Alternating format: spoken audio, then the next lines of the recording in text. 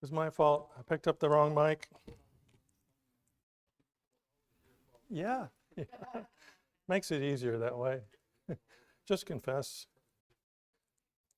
Okay, so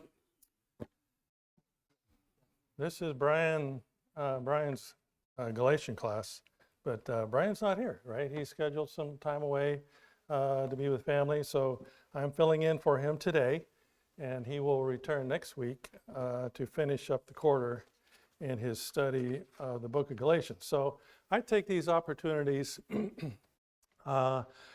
like this to continue in this series of lessons I call Lessons from Today's Jerusalem, where you might take a trip to Israel to the Holy Lands or the Bible lands, specifically touring the city of Jerusalem.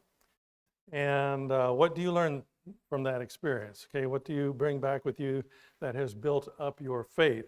So today we're going to explore evidence of God's judgment on Jerusalem that occurred in 70 AD. What do we see today?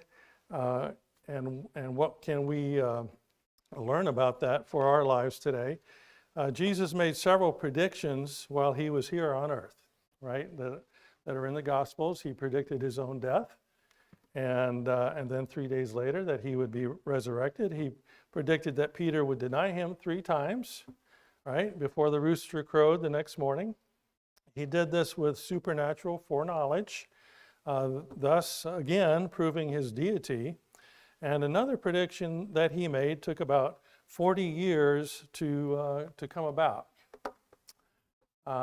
In Mark, this is the one that's in Mark 13. This is 1 and 2. As he was going out of the temple, and I've got a picture here for those who are new to this class.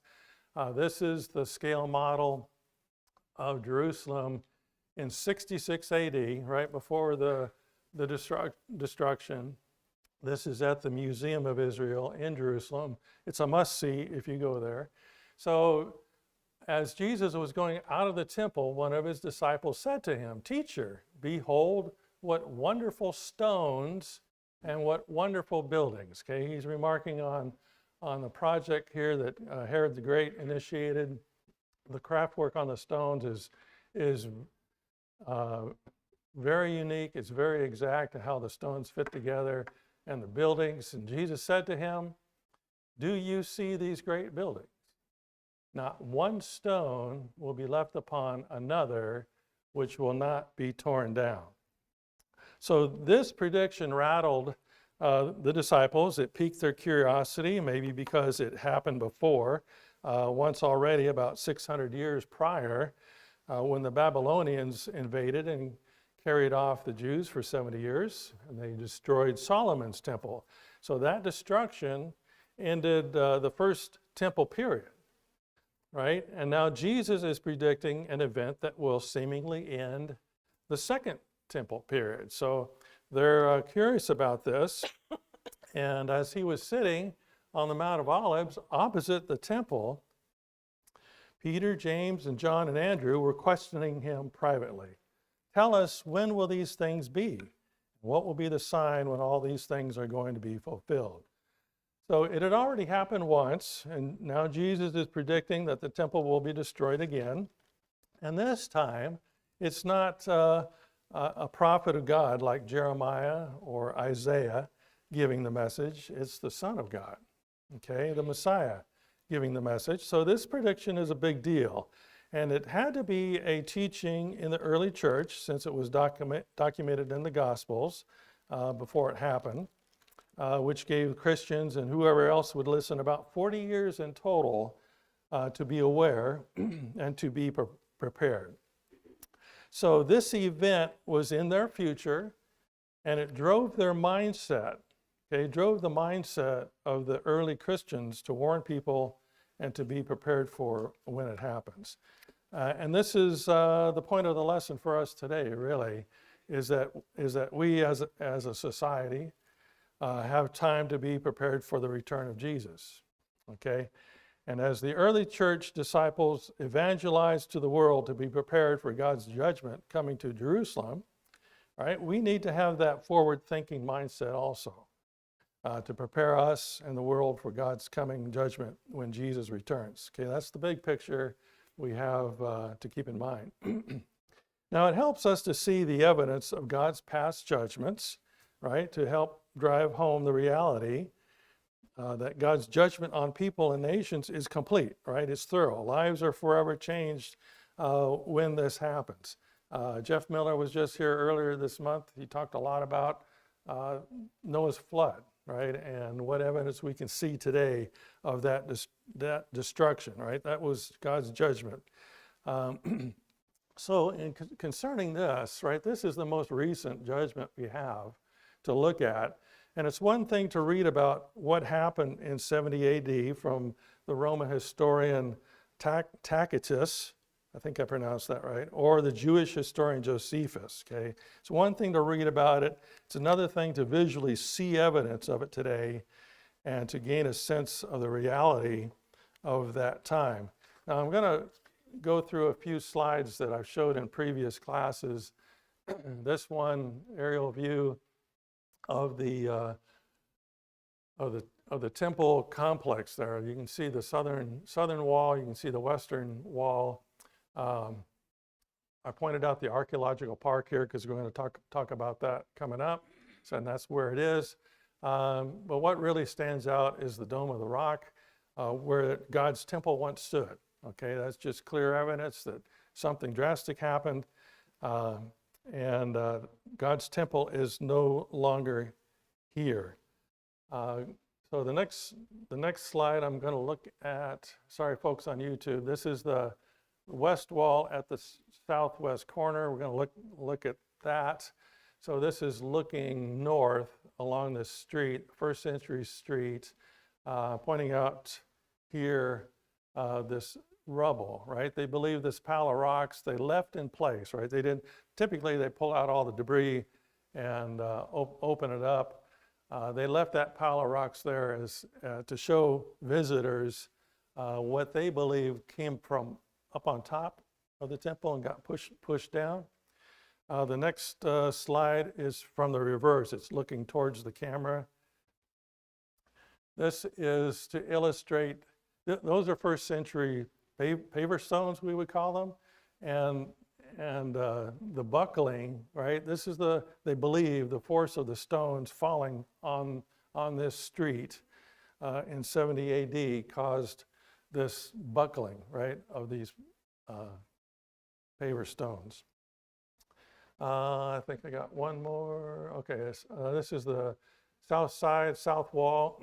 These columns here, they believe those columns came from up above. They're portico columns rather than being down below, and they just found them there. They believe they're from up top.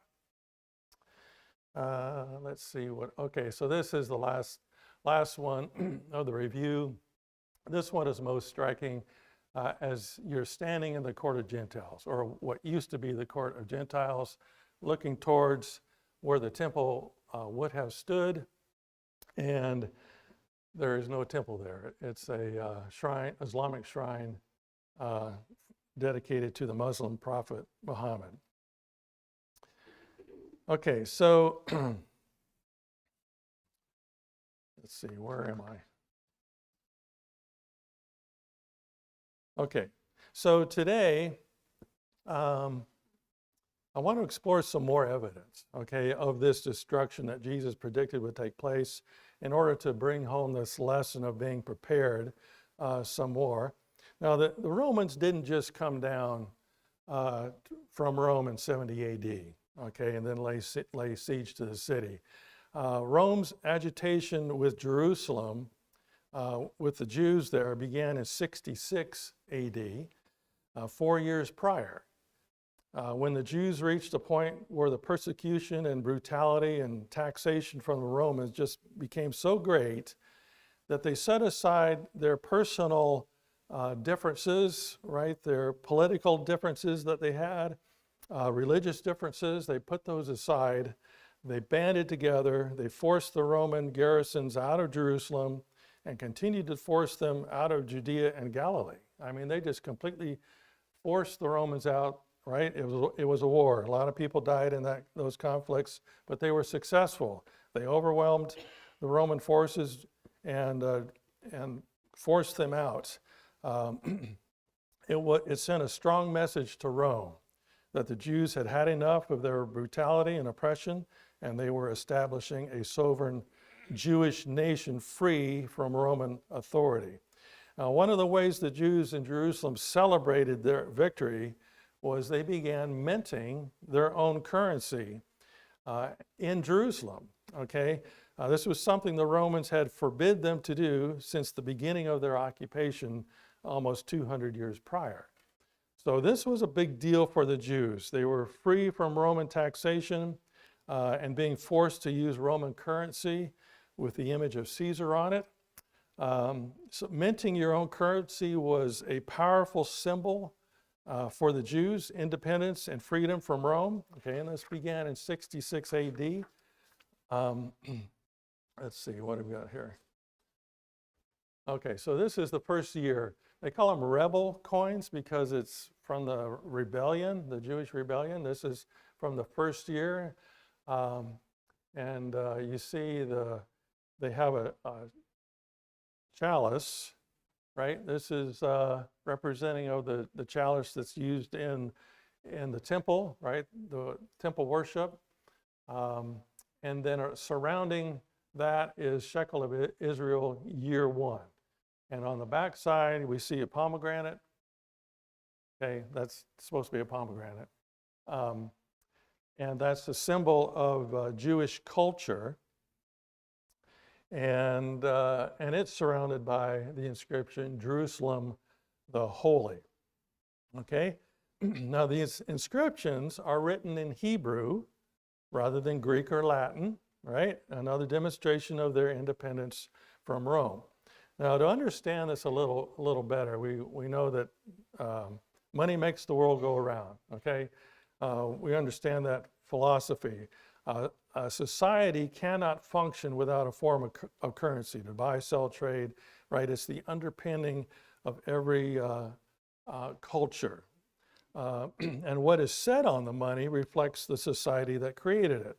So being forced to use Roman currency was a constant reminder that the Jews were under the Roman authority, right?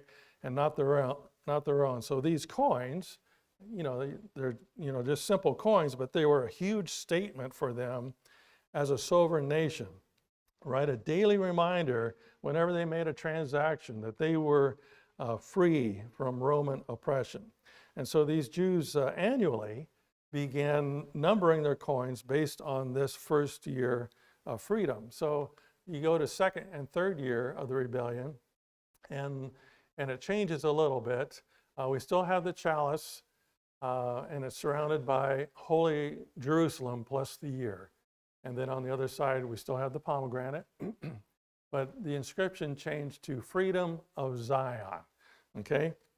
So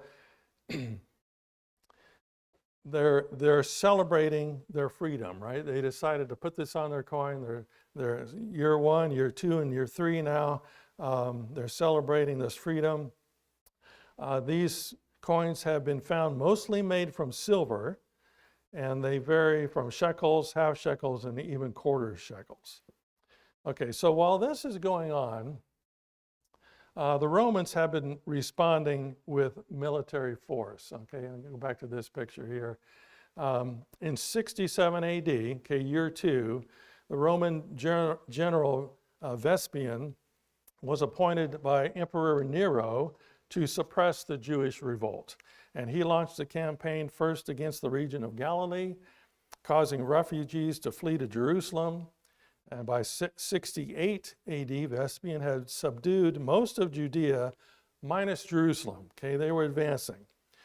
But then, at that point, Rome was thrown into chaos following Nero's suicide, sparking an internal succession war known as the Year of Four Emperors. Okay, there was a lot of internal fighting in Rome about who was going to be emperor.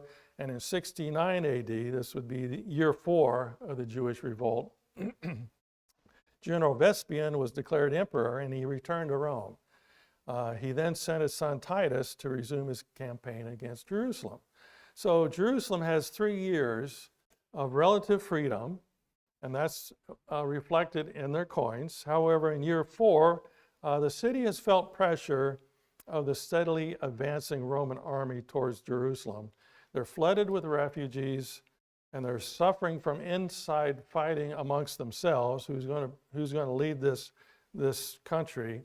And this is reflected in the year 4 coin. Now, this year 4 coin is so rare. It was big news in Jerusalem this year when one was discovered. This is an article from that discovery. This was published in August 14th of this year. This is the Fox News article. So this is the Americanized version. They say a 2,000-year-old Jewish rebel coin. Now, it's not 2,000 years old. They do some rounding up. It's more like 1956, 55 or 56 years, right? But that doesn't flow off the tongue real well, so they bump it up. They call it a 2,000-year-old Jewish rebel coin, minted decades after Jesus, unearthed in Jerusalem. Now, why is Jesus mentioned here? This is the Americanized version, okay? If you look at the source article from Israel Times, there's no reference to Jesus, okay? Archaeologists call timing of discovery symbolic as the coin dates to final revolt period. Now, we'll talk about this symbolism as we go forward. I'm just going to show you part of the article. A coin minted by Jewish rebels just before the destruction of the Second Temple, an event Jesus predicted in the Gospels, has been unearthed in Jerusalem. So now we have Jesus mentioned again, but not in any real context, okay? It's just mentioning his name. It's kind of like they're name dropping Jesus in there, okay? And it's meant to trigger Christians thinking, oh, okay, this has something to do with Jesus, but they don't go into the details of what it's really about. They're just putting his name in there to, perk your interest up. The 2,000-year-old artifact was found at the Jerusalem Archaeological Park, located in the Old City, just a stone throws away from the Temple Mount, okay? Let's see. Okay, stones. So here's the Archaeological Park, pointed out before. And stone's throw away, which is kind of a figure of speech, the Temple Mount is over to the left there where the Dome of the Rock is, okay? Now, there's an elephant in the room here in this article because they don't mention the Muslims specifically by name, okay? But a stone's throw away from where they find the coin on the Temple Mount, right? They're associating their history. They're not saying, the Muslims are there. It's the elephant in the room. Going back to the article, just a stone's throw away. The discovery was announced by the Israel Antiquities Authority on July 31st, just days before Tisha B'Av. Okay, this is a Jewish day of mourning that marks the Romans' destruction of the temple near where the coin was found. Let's see. Where's my notes here? Okay, so the symbolism, right, that was in the title of the article, the symbolism of the discovery is that the coin was found just days before this Jewish day of mourning and fasting, okay, which is a remembrance of the destruction of Solomon's temple, okay, during the Babylonian invasion, as well as the destruction of the second period temple by the Roman army. All right, so they have this day of mourning. They find this coin just days before, and the archaeologists found the timing of the coin's discovery to be symbolic, and it was emotional for them personally. If you search for this article, I'm not going to go through all of it, but most of the article is about the Jews today, okay, and their culture. And this is, and I don't want to get political here, so I won't say much about it, but you pick up on this subtle influence from the article that Christian Americans right, need to sympathize with the Jews and join with them. They need to stand together amongst the growing anti-Semitism, right, we see in America. And the elephant in the room is just a stone's throw away. Okay, this is subtle, but I see it in the article. I won't talk about it anymore.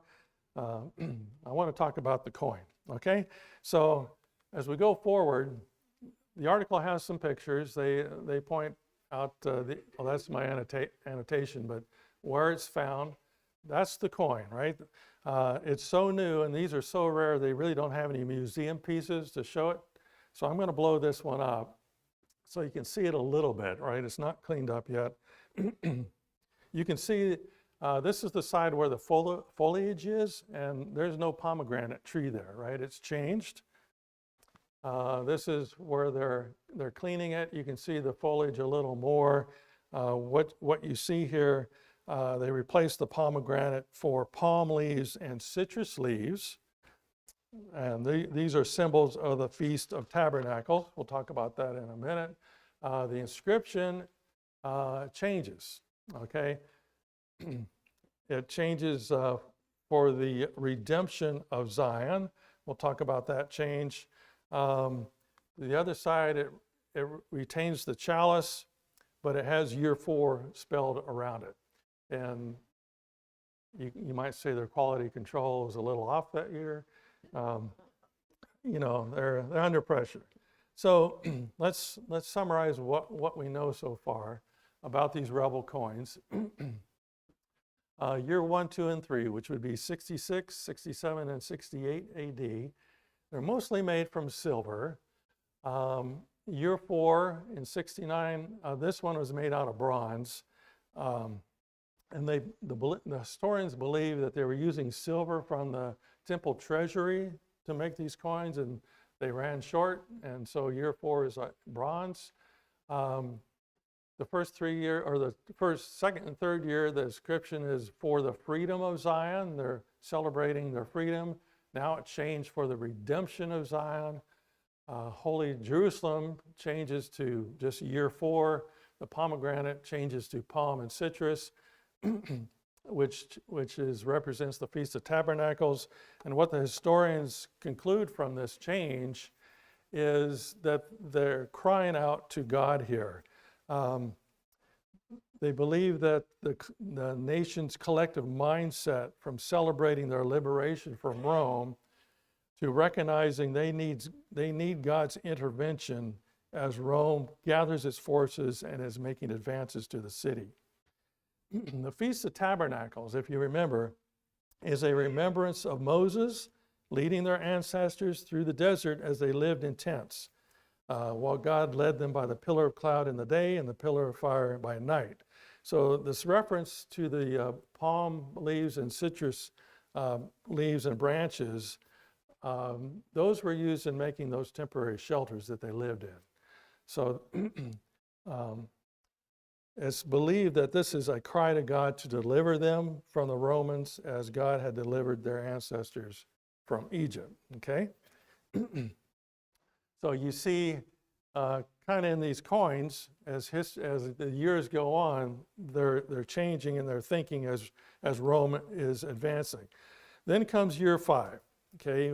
In the winter spring of 69, 70 AD, General Titus arrives, and by the Passover of 70 AD, he's laid siege to the city, trapping the Passover crowd, and over the next several months starves them and weakens their numbers. Many Jews died from starvation during this time. Then in June, his army breached the city walls, and by August, so June they breached the walls, by August the entire city had been destroyed. Okay, the temple destroyed, and much of the city was destroyed. Josephus estimates 1.1 million Jews died, and over 900,000 were taken captive. He also notes that no Christians lost their lives during this. They all heeded the warning, and they had all left. So there are year 5 coins. Now this kind of baffles historians. This is a silver shekel coin, and it baffles historians because, and they're very rare, there's only 9 found. 3 of them were on the rebel holdout in Masada. And it's thought that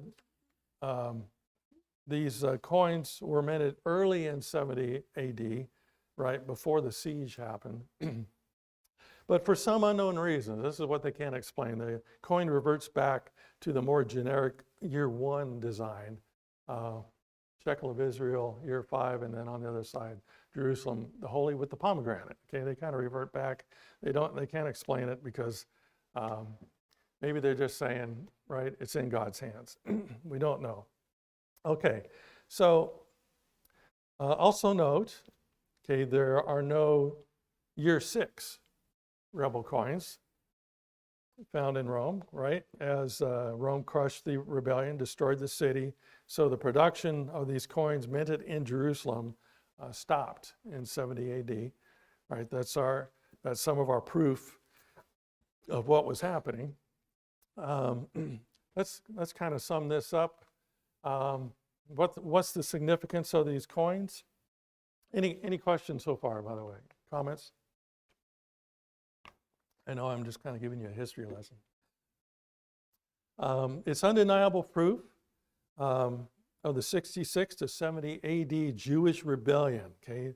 And this is documented by the Jews themselves. We have historical documents from Josephus and Roman historians, but this is from the Jews inside the city, right? A tiny glimpse into what the world they were thinking about as this was going on. First celebrating their freedom for 3 years, and then in year 4, they seem to reach out to God for redemption. Now, today's Jews, they love finding this stuff, and this is really the point of the Israel Antiquities Authority and the archaeology dig sites that go on around Jerusalem. This is the whole point of that department, is to find this evidence so they can shout out to the world as they continue to make their claim as rightful occupants of the land of Canaan, right? They have this uphill battle with the Muslim group for claiming this land. And so every time they find something, they just want to shout it out. Okay, what else can we know? The significance. Jesus' prediction was fulfilled in 70 AD, as witnessed by the coin production ending that year.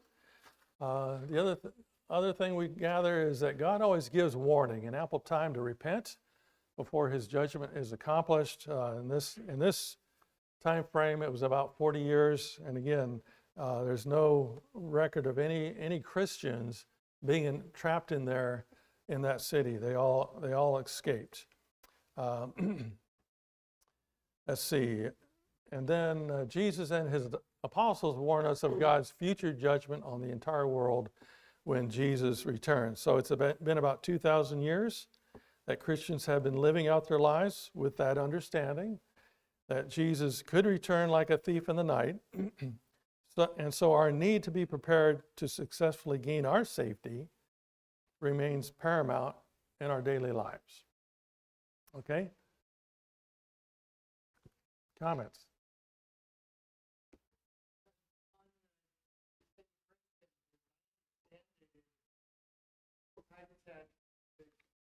Around it, and for some unknown reason, he backed off for several weeks to prepare the spirit of during that time.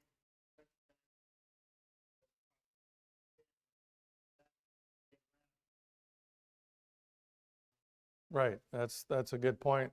There were all during this time, there was kind of a porous nature to Rome's advance, right? They left Jerusalem till the end, allowing refugees to come in, but allowing Christians to leave. And I believe, but you are correct, that he backed away for a period of time, and that allowed people to leave, right? They recognized from Jesus' prediction what he said in the Gospels, that when you see them coming, right, it's time to leave.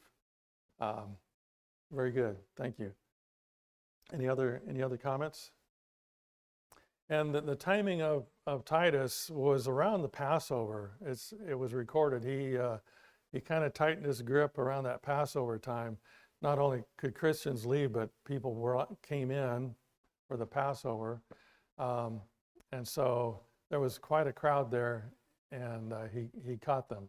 Well, Josephus estimates 1.1 million Jews were killed. Historians believe that's a little high, but doesn't matter. It was pretty devastating. And we're going to look at some more evidence here to see how personally devastating it was to one family anyway. Any other questions, comments? Okay, let's go look at some more evidence here. This is the Burnt House Museum. I don't know if you can read that. This is the entrance to the museum today. The word Bet Katros, or Bet Katros, right over on the right hand of that sign, means House of Katros. Katros was a priestly family that served in the temple during this time period of the rebellion, according to the Talmud records. And inside this house that they found, this burnt house they call it, they found a stone weight in the ruins with the family's name inscribed on it. So that led the archaeologists to believe this was their house. The location fits with known information of where priests were believed to live in the city. So going back to the scale model here, I don't know if you can see this real well. This is the west side. Thank you. I need to annotate these things. So this is the west side, kind of the back of the temple here. This is the south side. And so you can see this bridge here that goes over this drainage channel. And they found this entrance, right? This entrance has been discovered. They believe this was the entrance for the priests to enter into the temple complex, kind of a back door for them, so they wouldn't have to mingle with everybody else.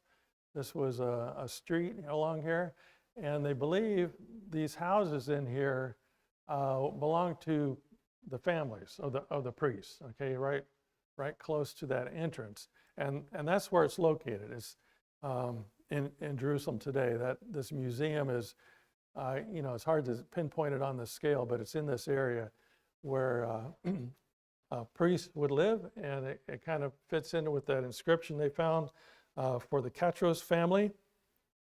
So this house was dated to the Jewish rebellion of 66 to 70 AD through archaeological evidence like carbon dating of the soot and ashes, but more exactly, this house was dated through the coins we just talked about. Okay, they found coins dating from the 2nd, 3rd, and 4th years of the rebellion. That's 67, 68, and 69 AD, right? They found those coins as they dug through the remains of this house.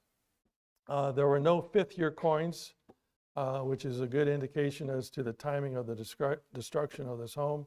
A little history here. After the 1967 Six-Day War, okay, modern times, 1967 Six-Day War, Israel regained control of the old city of Jerusalem, right? And the Jewish quarter, which is where this area is today, the Jewish quarter, that was completely destroyed over the past 19 years while the city was in Jordanian hands. All right, so Jerusalem set out rebuilding that part of the city, and it was during this rebuilding and clearing off the ground that this house was discovered. So here's a photograph. This is from the early 70s. They're rebuilding the Jewish quarter. All right, this is taking time to clear off. They've already found this house. You can see, you can kind of see some of it down here. This would have taken quite a long time to dig through the destructive layer, they call it, the soot and ash that was there, and to reveal what's what was there. Okay, this is you're looking at the lower floor. Okay, the upper street level, of course, is completely gone, right? It was burned, completely destroyed, but they were able to uncover this lower floor that didn't succumb to the total destruction. And they made some discoveries relating to the wealthy lifestyle of the priests during this time. Now we're going to look at this area here. Today, this is all covered, right? It's a museum. You go street level, you go down some feet to this lower level, and you're going to see this is all covered and enclosed. So they found several houses here, right? But this one with the Katros house was the one that was retained most of its structure here of the bottom floor. Let's see. Okay, so this is, so going back, I don't know if you can see it. We've got mosaic tiles here and mosaic tiles here. Okay, that's what we're going to focus on. So this is what the wealthy folks, right? I don't think many people today have mosaic tiles in their bath area. They believe this is a bathtub. They kind of reconstructed it. Here's stairs. Okay, you see these stairs. Sorry, folks on YouTube, but we're looking kind of the middle, the upper part of the picture. There's stairs coming down, right, to this level. Here's some more stairs where this gentleman is standing. He's down in a cellar.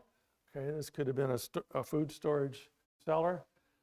So you come down from the upper story. Okay, the gentleman, the stairs are right above the gentleman. You two folks. Coming downstairs, come down here, and you turn into the bath area. Go into the cellar here. There's more rooms down here, and then below this mosaic is an entrance to a mikvah. We're going to see in a minute. So this is a drawing, and you can see the stairs here. Kind of illustrates the house a little better. Stairs going up to the upper floor, which is completely gone. Here's the bath area. This is a mikvah, right? If you're wealthy enough, you have your own mikvah for ritual cleansing, which would be important for priests to have. You have your own food cellar. There's a cistern here also, which we don't see, right? You have your own water storage, which is important for the mikvah because that has to have clean water in it. I think this is part of another house. I'm not sure what that was. So again, here's a picture of the mosaic tile. This is under a cover now, under roof, right, in the museum. Here's the other one. Here they've recreated the bathtub here. Again, the stairs, you can kind of see them right there, right above the underground cellar. Now the mikvah is down here. We're going to look at that now. There's the mikvah, kind of right here's the stairs going down into it. This is kind of foggy looking. That's recent plaster that they put in to kind of hold everything together and to give you an idea as to what it looked like. So a great deal of wealth being on display here. Here are some lamps that were found. We don't think about it much, but these folks had no electricity, right? So when it got dark, you're relying on lamps and torches. Here's some kitchen utensils that they found in the kitchen area. These stones, there's some stone weights here. That's where they found the inscription of the family. This is another room in the house. There was a portion of the plaster that still survived. Okay, you can see the design of the plaster. Across on the other side of this room was a wall that they believe is being renovated, right? They're taking down the old plaster. We would call it a remodel. They're putting up a new design and then it's not completed, right? It stopped because the Romans came through. But if you're wealthy and you want to change the look of your house, right? It's been 20 years, time for an upgrade, a remodel. right? They're no different than folks today, right? They want to remodel their home. Here's another wall. Looks like they might have accomplished some of their remodeling on this wall, but you see the burn, right? You see the smoke from the fire that took this house down, embedded in the plaster. Here's a box, a display of some of the ash and soot and charred remains. Here's a couple of pieces of burnt wood here. These are charred material, that part of the destructive layer that they had to remove to expose the house. Here's a spear that they found. They don't know if this was Roman or the spear of the owner, house of the owner. They kind of lean towards the owner of the house, right? Like we would want to protect our home. They would want to protect their home also, especially in this dangerous time. Now this next one is going to be a little gruesome. They found the forearm and a hand of a young woman. This was in the kitchen area. They don't know how it was separated from the rest of the body, but it points to the destruction that went on in this home, right? In this family, that this woman's arm was severed and left behind. Okay, I don't want to be gruesome, but this is the reality of what they lived through when the Romans came in. The destruction was just total, total, total. Okay, I don't want to leave that picture up there.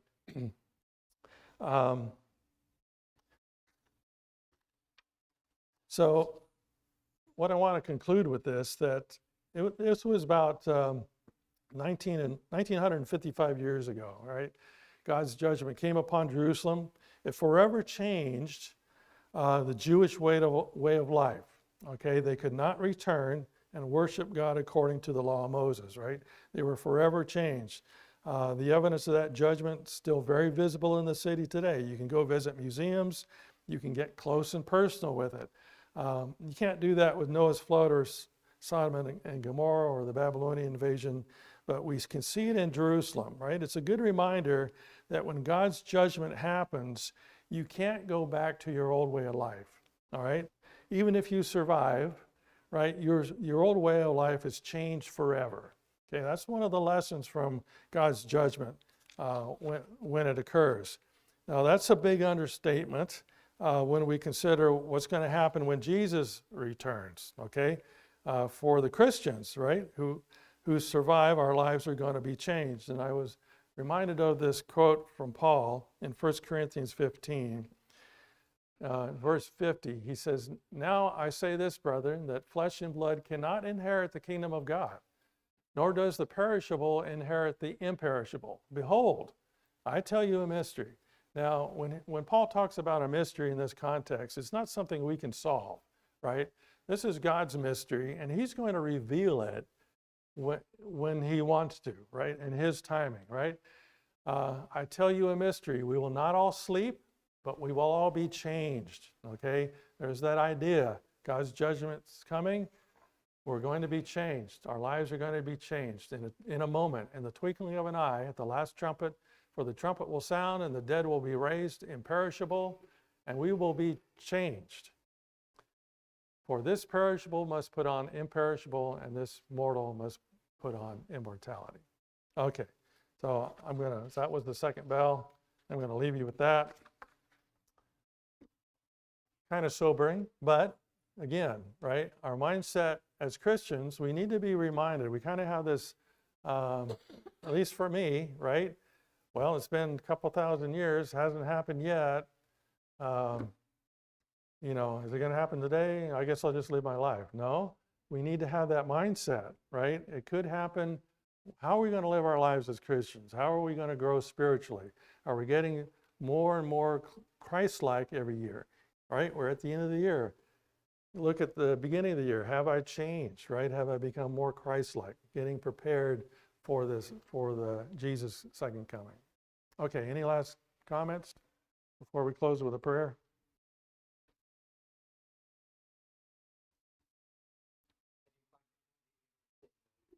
When Jesus was talking to the woman at the well, that there's a time coming we won't worship in this temple or the Samaritan temple, that will become the temples. And yet it seems like when we look at that and you think about all the wars, even the conflicts going today, they're still looking for a kingdom on this earth instead of realizing Right. we're the temple. So, this That's, is a good presentation. I appreciate that. And again, Joe's point, we're the temple, right? God's Spirit lives in us, and he's just waiting to go to work. You know, if we let him go to work in us, right, he can change us and become more Christ-like. Okay, let's close with a prayer.